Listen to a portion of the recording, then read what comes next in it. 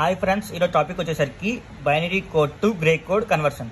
నార్మల్గా grey code is also known as reflective code. Reflective code అంటే ఏం లేదు ఫ్రెండ్స్. ఇప్పుడు 8421 కోడ్లో 0 to 7 మిర్రర్ ఇమేజ్ ఏమిటంటే 8 to 15.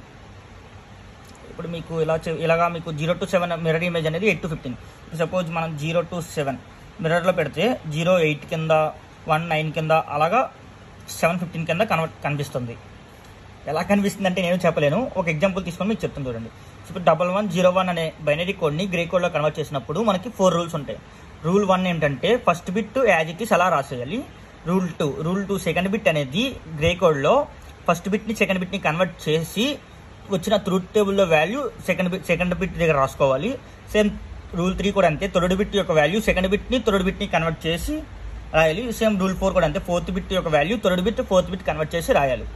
ఇప్పుడు సపోజ్ ఎక్స్ఆర్ ట్రూత్ టేబుల్ తీసుకుంటే ఏ వాల్యూ 0 బి వాల్యూ 0 అయితే ఏ ప్లస్ బి వాల్యూ కూడా 0.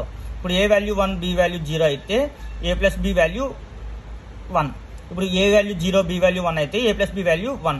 ఇప్పుడు ఏ వాల్యూ 1 బి వాల్యూ 1 అయితే ఏ ప్లస్ బి వాల్యూ 0. ఇప్పుడు సపోజ్ మనకి 1101 అనే బైనరీ కోడ్కి మనం గ్రే కోడ్ రాస్తున్నాం. Grey code is equal to rules ఏంటి? Rule 1 first bit as it is అలా రాసేయాలి.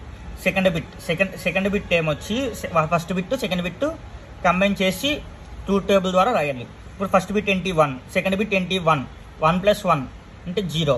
సో సెకండ్ బిట్ అనేది 0. And rule 3 combine second and third bit.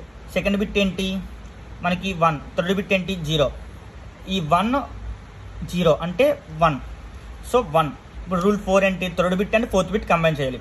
Third bit and fourth bit అంటే 0 1 0 1 అంటే ఏంటి ఆన్సర్ 1. సో 1101కి grey code అనేది 1011. ఇంతే friends grey code.